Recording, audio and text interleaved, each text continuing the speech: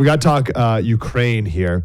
Again, all under the context of we're spending 40% more on groceries. Just keep that in mind as we have this conversation with Bradley Devlin, political editor for the wonderful The American Conservative. Bradley, how you doing, brother? Doing well. How are you? Good. So I've noticed this in the past, and I'm glad you wrote about this. Every once in a while, when we talk about Ukraine, I will have a couple different numbers in my head as to how much money we've spent on Ukraine, and I'll search and I'll be like, wait, is it? I forget. Like, you know, you've got numbers all the time. We're dealing with. Was it like 80 billion or it's like I never remember, and I could never find it out.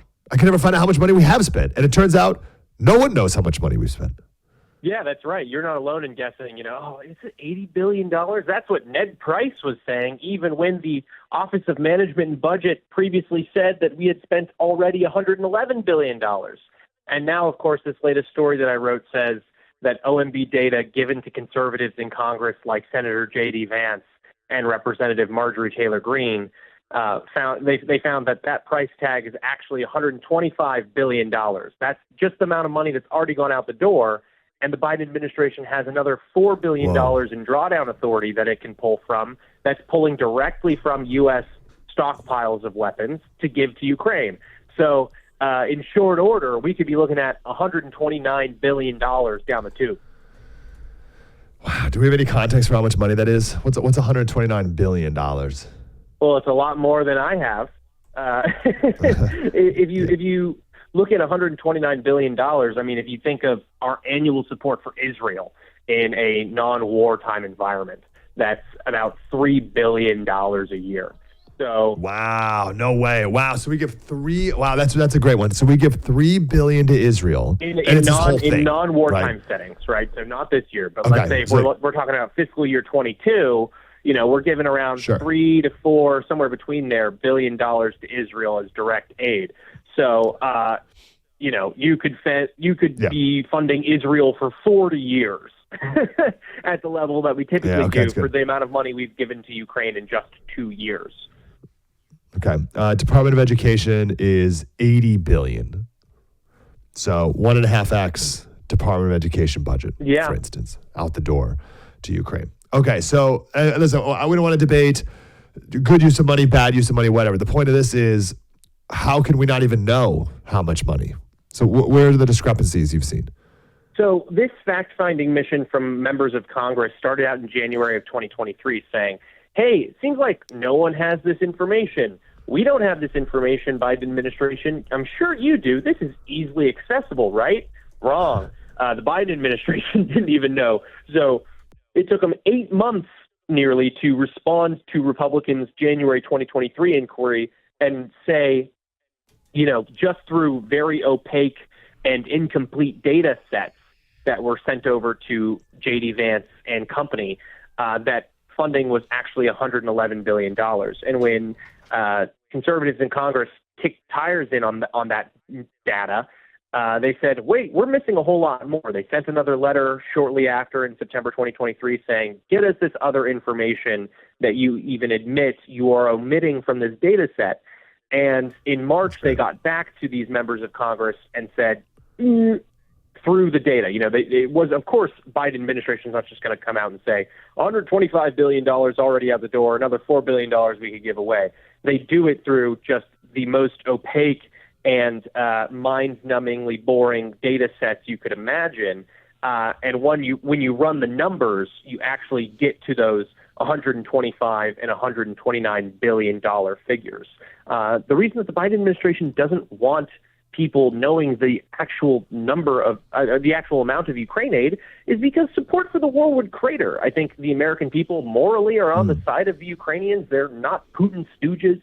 But when no one has even kept track of the amount of money we've spent and no one in the administration is willing to articulate a real American interest that impacts the day-to-day lives of Americans in fighting this war in Ukraine, it's just for democracy in one of the in what is quite frankly a incredibly corrupt country.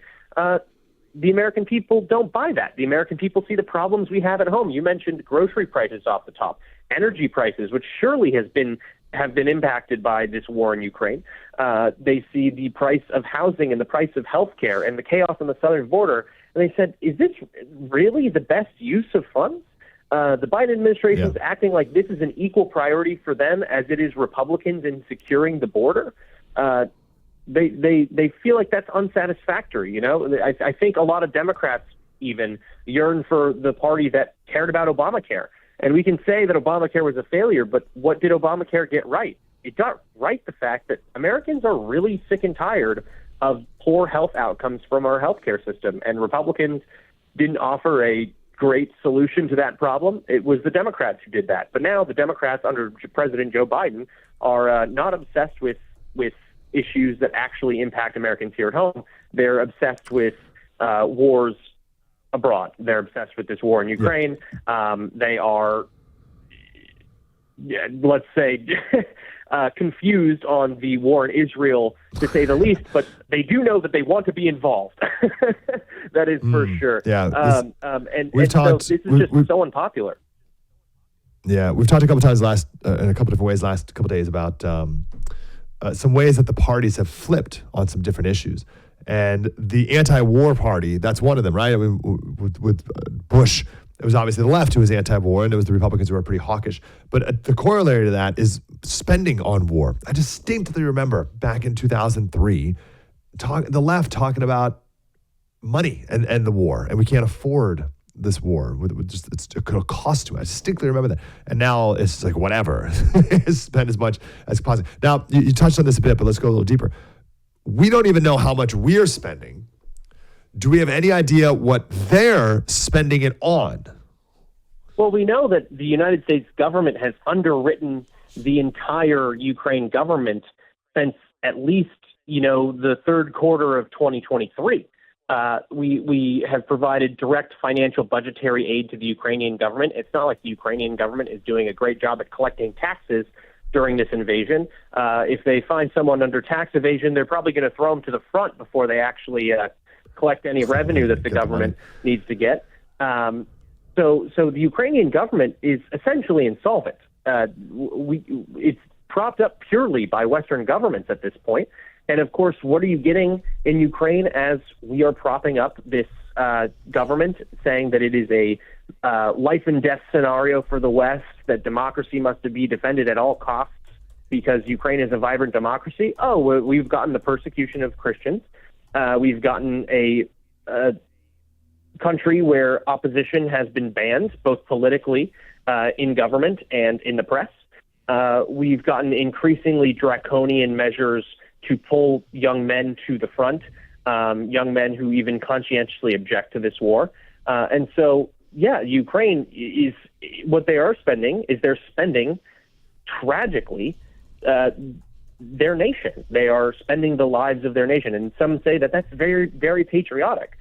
I'm inclined to say that as well when we're talking about the individual Ukrainians who sign up for this war and go fight this war.